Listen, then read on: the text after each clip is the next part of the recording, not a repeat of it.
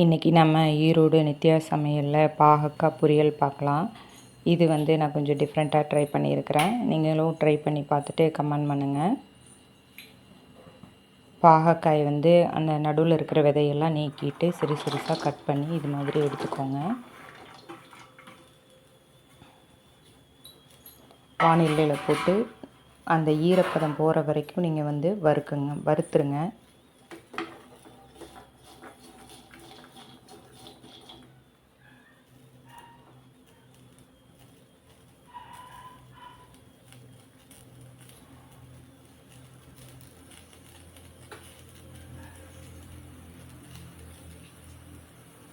ரொம்ப கருக விடாதீங்க. அப்பப்போ கிளறி விட்டு அந்த ஈரப்பதம் போகிற வரைக்கும் வறுத்துட்டுட்டே இருங்க.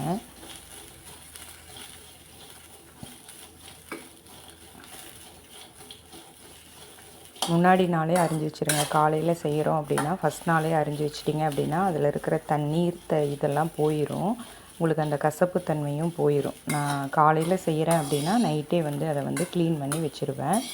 காலையில் ஓரளவுக்கு உணர்ந்துருக்கும். இப்போ ஃப்ரை பண்ணும்போது உங்களுக்கு இன்னும் நல்லாவே உணர்ந்துருக்கும். இது நம்ம சுகர் போடாமல் செய்கிறோம். அதனால் கொஞ்சம் பக்குவமாக செஞ்சிங்க அப்படின்னா சுகர் சேர்த்தாமல் பாகக்காய் எடுத்துக்கிறது அப்படிங்கிறது உடம்புக்கு ரொம்ப நல்லது. அதனால தான் நான் இது மாதிரி ட்ரை பண்ணேன். இதை லைட்டாக வறுத்துக்கோங்க. ரோஸ்டர் மாதிரி பண்ணிக்கோங்க. ஓரளவுக்கு தான் ஈரப்பதம் போகும். அதுக்கப்புறம் இதே மாதிரி விட்டிங்க அப்படின்னா என்ன ஆகும்னா கருகிரும். அதனால் நம்ம என்ன சேர்த்துறோம் அப்படின்னா நெய் சேர்த்திக்கிறோம்.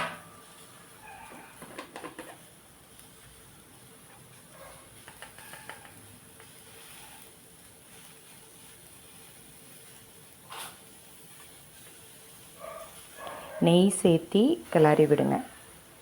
நெய் பிடிக்குங்கிறவங்க நிறையாவே சேர்த்திக்கோங்க. உங்களுக்கு பார்த்திங்கன்னா அந்த கசப்புத்தன்மை எடுக்கிறதுக்கு இந்த நெய் ரொம்ப ஹெல்ப்ஃபுல்லாக இருக்கும். அதனால் நெய் சேர்த்திக்கோங்க. நான் 2 ஸ்பூன் சேர்த்திருக்கேன். உங்களுக்கு வேணும் பிடிக்கும் அப்படிங்கிறவங்க தாராளமாகவே சேர்த்திக்கோங்க. ரொம்ப அதிகமாகவும் சேர்த்த வேண்டாம். இதை அப்படியே ஃப்ரை பண்ணுங்கள்.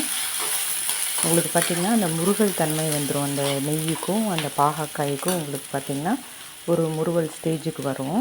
நல்லாவே வணங்க விடுங்க. இதில் பாகக்காய் வேகிற அளவுக்கே விட்டுருங்க. இதில் தண்ணியெல்லாம் எதுவும் சேர்த்தாதுங்க. தண்ணி சேர்த்தாமல் நெய் விட்டு கிளறி விடுங்க.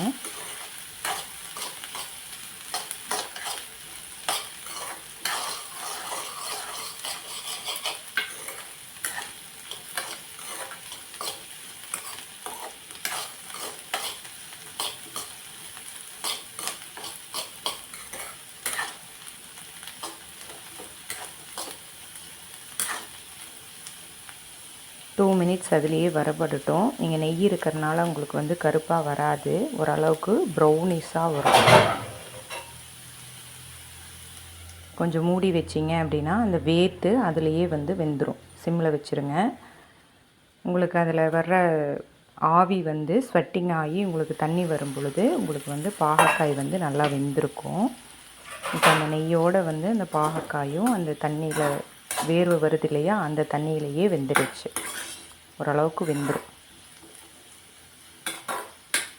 கிளறி மூடி வச்சு வேக வச்சுருங்க.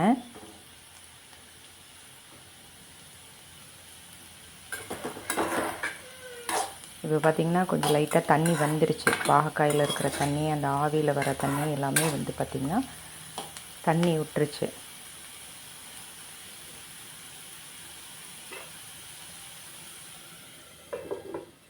மறுபடியும் மூடி வச்சு வேக விடுங்க.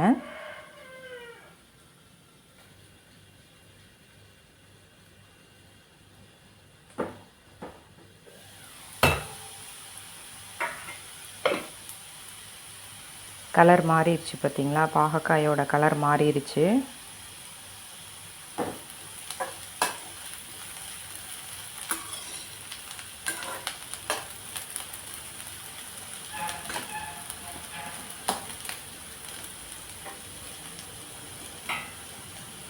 ப்ரௌனிஷ் ஆயிடுச்சு. இன்னும் வேகணும். நம்ம தண்ணி ஊற்றியெல்லாம் வேக வைக்க போகிறதில்ல. அதனால் இந்த நெய்யோடு ஒன்றா நல்லா வேக விட்டுருங்க. பாகக்காய் வெந்துருச்சான்னு பார்த்துக்கோங்க, செக் பண்ணிக்கோங்க. அதுக்கப்புறம் தான் மறுபடியும் நம்ம மசாலா ஐட்டமெல்லாம் சேர்க்க போகிறோம். இதை வந்து கொஞ்சம் பொறுமையாக ஒரு 2 to 3 மினிட்ஸ் வந்து இந்த வேலையை செஞ்சுருங்க.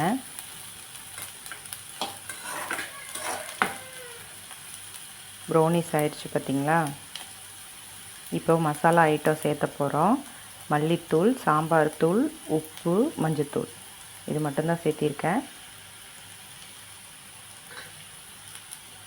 நீங்கள் வீட்டில் அரைச்ச மிளகுடி இருந்ததுன்னா அதையும் சேர்த்திக்கோங்க. சாம்பார் தூள் ஒமிட் பண்ணிவிட்டு நீங்கள் வந்து அந்த மிளகாய் தூள் சேர்த்திக்கோங்க. இப்போ பார்த்திங்கன்னா உங்களுக்கு அந்த நெய் இது எல்லாமே வந்து கொஞ்சம் ஓரளவுக்கு ஃப்ரை ஆயிடுச்சு. இப்போது தக்காளி அரைச்சி ஊற்றிக்கோங்க. இது வந்து கொஞ்சம் கிரேவி கன்சிஸ்டன்சிக்கு வரும். தண்ணி ஊற்ற வேண்டாம், தக்காளி அரைச்சது மட்டும் போதுமானது. தக்காளிக்குமே நான் தண்ணி ஊற்றலை, ஒரு 4-3 கட் பண்ணி போட்டு அரைச்சிருக்கிறேன். அவ்வளோதான்.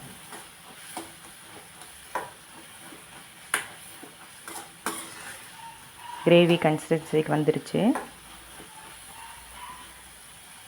நீங்கள் இன்னும் கொஞ்சம் ஃப்ரை பண்ணிங்கன்னா ஃப்ரை கன்சிஸ்டன்சிக்கு வரும், போதுமானது. இதுவே சாப்பாட்டுக்கு நல்லாயிருக்கும்.